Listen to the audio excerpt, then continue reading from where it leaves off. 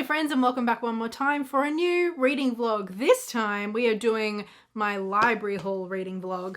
I have 3 books out from the library and I'm running out of time. I need to get to them. Of course, I could extend my hold, but I feel like that's kind of cheating. I would rather just try and actually read the books I take out from the library. Imagine that. These are all science fiction, fantasy sort of books, so let's take a look at what we'll be reading this week. Firstly, we've got Navigating the Stars by Maria V. Snyder. This is the first in the Sentinels of the Galaxy series, which is a YA sci-fi series from what I understand. It's set in the year 2471, so about 450 years in our future. And I think there's some space travel and some like space archaeology going on. It's pretty chunky, but I do also have this one on audiobook, so if I'm struggling through it, that's an option. Then I've got a YA fantasy that I do not know an awful lot about. This is Defy the Night by Brigid, Kemmerer. This, I think, is the beginning of a series, and I think the second book is due out later this year. I think it's about a pandemic, which may be a little triggering, but also I'm intrigued. Then we've got A Psalm for the Wild Built by Becky Chambers. Now, I do have a couple of books from the Wayfarer series on my shelf. I have not yet read them though, so this I think will be my first Becky Chambers. And I mean, the length appeals to me, but also the fact that it is blurbed by none other than Martha Wells, the author of the Murderbot Diaries. She says this was an optimistic vision of a lush, beautiful world that came back from the brink of disaster. Exploring it with the 2 main characters was a fun and fascinating experience. And I think this is the beginning of a series as well. I think it's a Monk and Robot series, which I don't know, that sounds fun. So I'm going to try and get through these in the next 10 days or so, but we'll see how we go.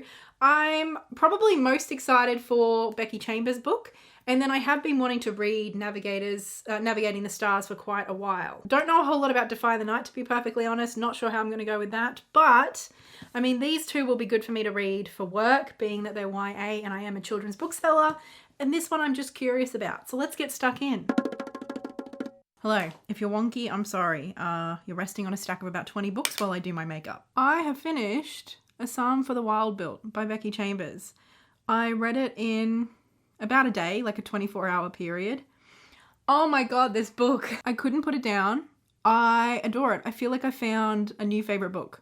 I don't know if it's my favorite of all time. I feel like in order to make that call, I sort of have to let it sit for a little while, you know? If it's a book that I keep thinking about in 6 months' time, 12 months' time, if it's a book I want to reread, then I can call it a favorite of all time. But for now, I'm calling it a favorite of the year. I adore it. It's such a pretty cover too. So I've ordered a copy through work because, like, obviously this is a library vlog. This came from the library, but I need to have this book in my life. Everything about it was just like a big hug.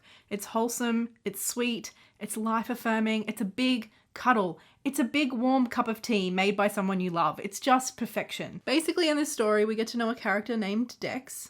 They are non-binary and use they them pronouns, and they're a monk. They live in a world that is very similar to ours, although I don't think it is ours. I think they live on a moon.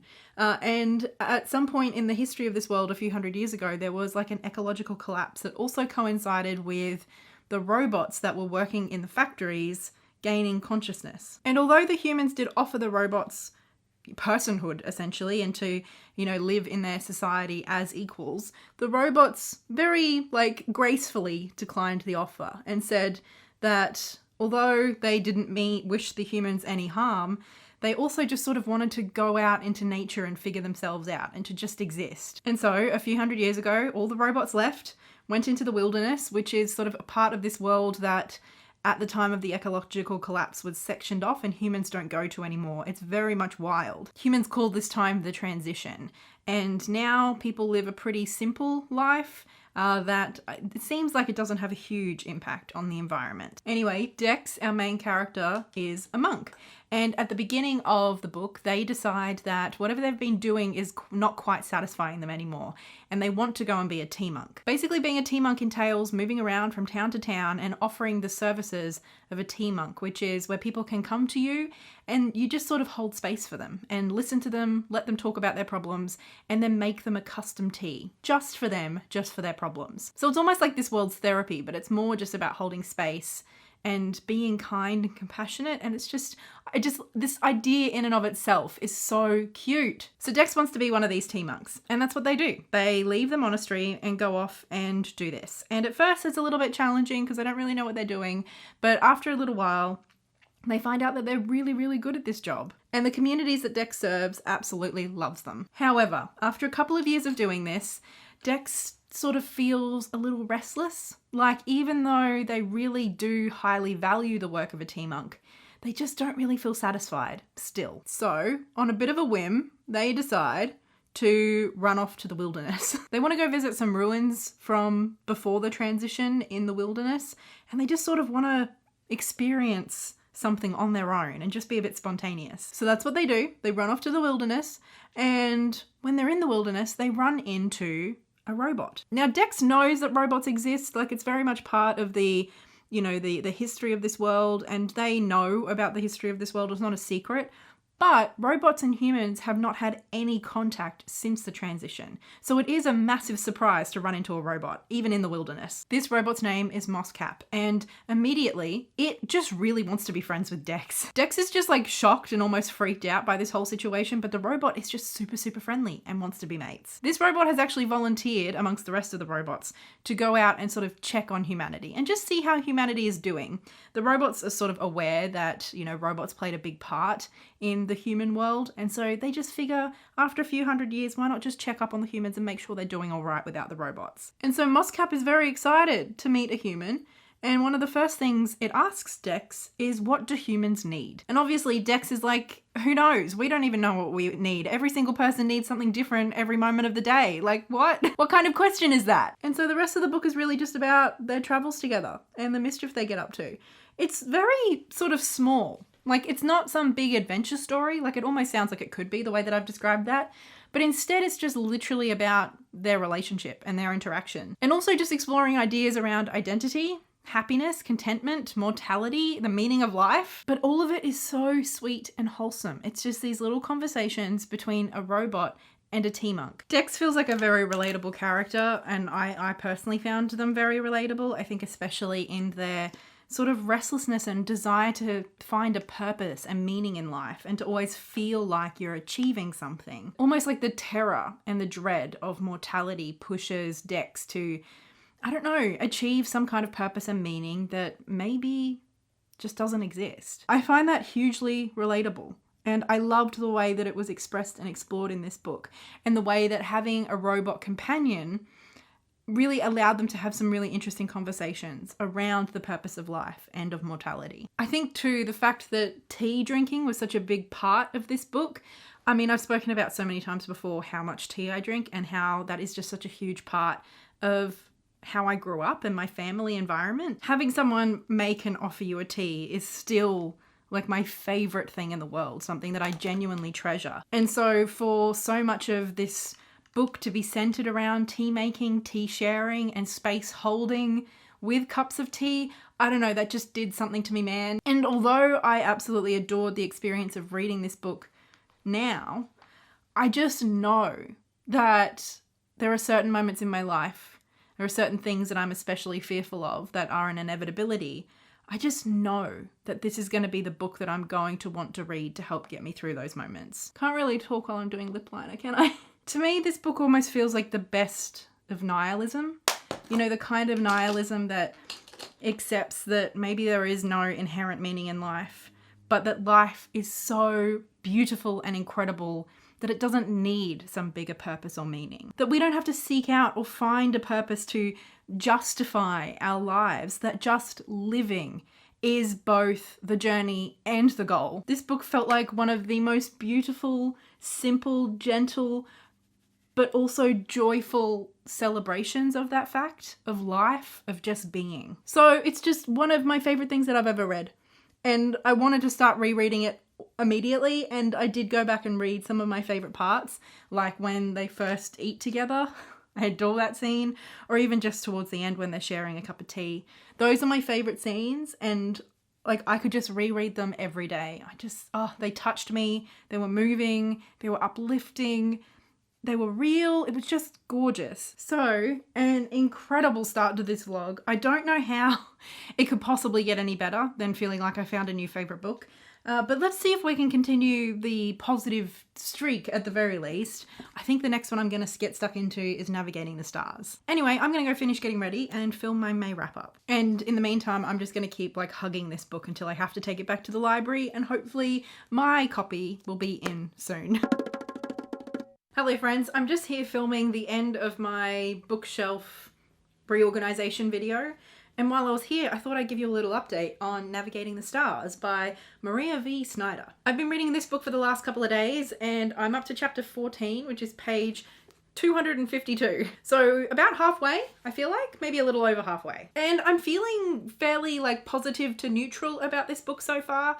There's quite a lot I like about it, but there's a few things that are just sort of holding me back from falling in love with it. Our narrator in this book is 16 or 17-year-old Lyra Daniels, and she and her family live on a planet that is not Earth. It's set a few hundred years in the future, and basically humans have managed to do interstellar travel and faster than light travel. And at some point, the terracotta soldiers from China, like copies of these were found on different planets throughout the galaxy. And so Lyra's parents are archaeologists whose primary job is to learn more about how these terracotta warriors were transported from Earth to different planets and to figure out who did that and why. At the beginning of the book, a new planet is discovered with terracotta warriors. So Lyra's parents are transferring. They're going to relocate to this new planet. And Lyra is really disappointed about this because, of course, with faster than light travel, there is a time dilation, and she knows that once she leaves this planet, by the time that they arrive at the new planet, although it will only have been about 90 days travel for her,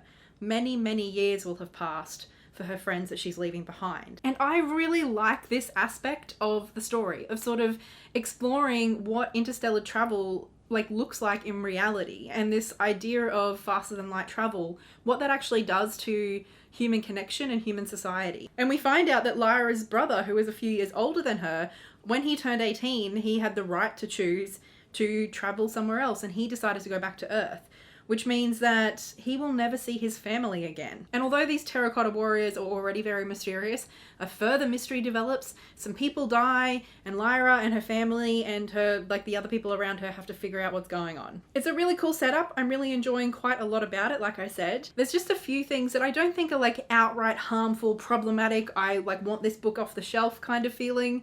They're just a bit oh, really? For example, there is a bit of a romance that develops, and at one point, Lyra and the person that she sort of is flirting with a little bit, they are meeting in secret when they really shouldn't be, for other reasons that have nothing to do with romance. She just has a bit of a crush, right? But when they're about to be discovered, he says, we need to look like we've been up to something else so that they don't suspect us for the other thing. And so he goes to kiss her. And she's literally in the middle of saying no and trying to push him away, but he forces the kiss on her. It's just a bit icky, and she it's so hot that she ends up getting this big crush and thinking about this kiss. But I mean, it was a forced kiss. Is it really that? Is that really what we want to be telling young girls? I don't know, just stuff like that honestly feels dated. I guess that's the best way of saying it. It does feel like it leans into some of these just surface level problematic ideas that have darker roots. And I think, yeah, it reads dated. I mean, this was only published in 2018. I don't know if that much has changed in YA and in publishing in that quick a time, but maybe it has. And then there's just a few other occasions where, for example, her parents think that she might be sleeping with someone, and instead of, I don't know, opening up a conversation about consent and safe sex and asking her if she feels ready, a healthy conversation between parents and their child, they just sort of start yelling at her about how bad teen pregnancies are for future careers. And I mean, it's 2471. Have we not moved beyond that? Apparently not. Like I said, these are very small moments in an otherwise really interesting story, and I do really quite enjoy Lyra most of the time. I can't say that I'm enjoying the romance, but I very rarely do in YA. I really like the story though. But those kind of things just hold me back from wholeheartedly jumping in and losing myself in it, if that makes sense. I'm gonna keep reading and I will update you again when I'm finished. Welcome to my cozy reading corner. I have finished Navigating the Stars by Maria V. Snyder. I ended up reading to about chapter 15 and then deciding to jump over to the audiobook, which I already had.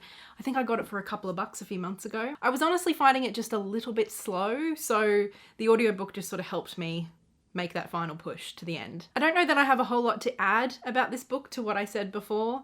I quite liked the story. There were elements that kind of took me out of the story that I didn't like so much. There were a few more of those moments throughout the book that I didn't like. For example, just a lot of focus on, you know, grown men being super petty and jealous. It all just felt like it lent a little bit into some of that toxic masculinity and toxic relationship dynamics that we saw in like the early 2010s in a lot of literature. And I guess because this was written in 2018, I just have a little bit less patience for it than I might if I knew that a book was a bit older than that. Also, apparently the main character's name is not Lyra, it's Lyra. I was pronouncing it wrong. I did quite like how this wrapped up, although I don't feel like it felt as big and grand as I was expecting. And in some ways, this feels like a pretty solid standalone. Like, yes, I still have questions, particularly around the warriors, but the actual narrative of this book wrapped up pretty neatly by the end. And so while I didn't dislike this book, I don't feel particularly strongly about it either. And because we didn't get some amazing teaser for future installments, I think I'm quite happy just to finish this series up and pretend this is a standalone, to be honest. I think the only way that I would continue with this series, I mean, who knows, maybe I'll get the itch and get them out from the library sometime in the future.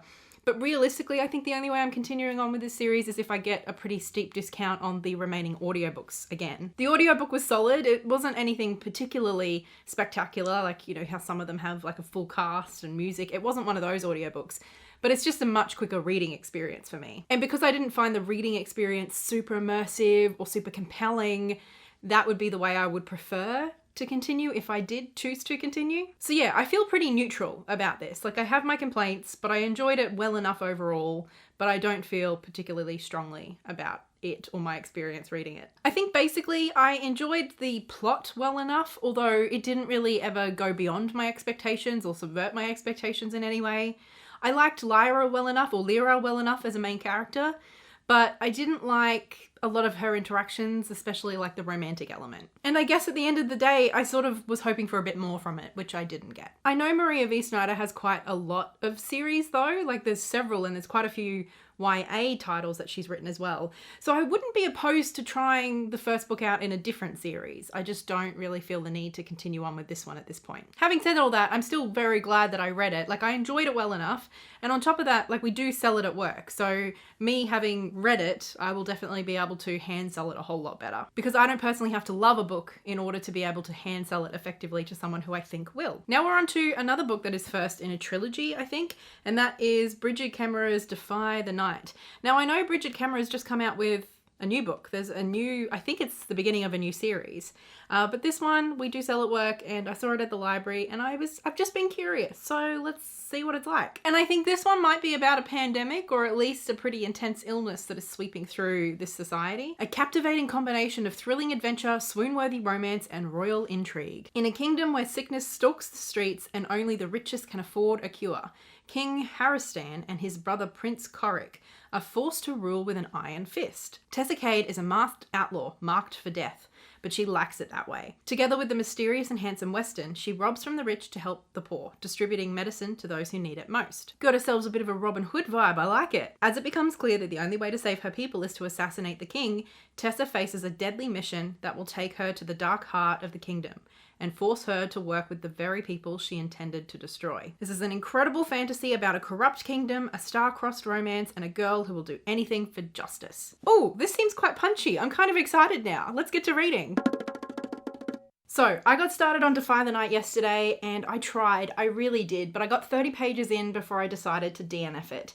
Now I know 30 pages is not a whole lot of time to give a book, but I just could not push through. Normally I would try to push myself much further than 30 pages, but I felt it in my bones that this was not the book for me to read right now. Now, let me tell you some of the reasons why. Firstly, this is set in a pandemic. Now, I hear you, I knew that going in, I should have been prepared, but I was not ready. I just really was not ready for what was included in here. And to be fair, it's only the first 30 pages, so there wasn't a huge amount about the actual pandemic included just yet, but what I did get was all I could handle. It seems like it's a respiratory illness, and we get introduced to a character who is really struggling to breathe and who is clearly very unwell. And I don't know, after my experience of COVID and like our whole collective experience of COVID the last couple of years, but then personally being in hospital and struggling to breathe, I didn't want to read about someone's rattling lungs as they struggle to breathe in air. I couldn't do it. I think given that I'm someone with quite severe chronic asthma my entire life,